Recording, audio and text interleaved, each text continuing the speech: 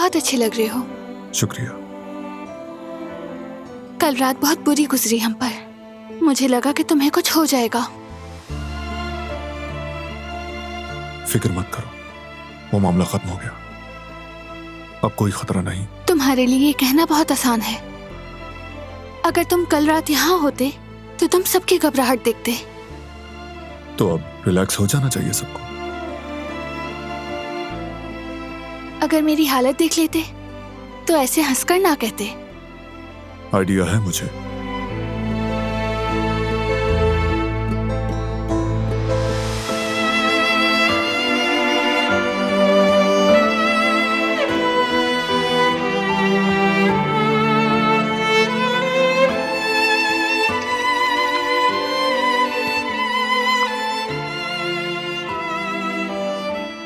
सच कह रहे हो तुम?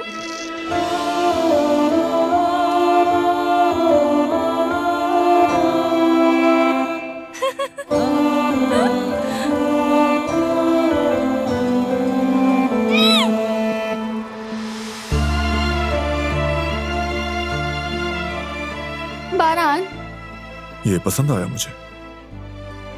तुम्हें इस तरह खुश देखकर मैंने मौका हाथ से जाने नहीं दिया। ज्यादा हो गया। लाओ दिखाओ।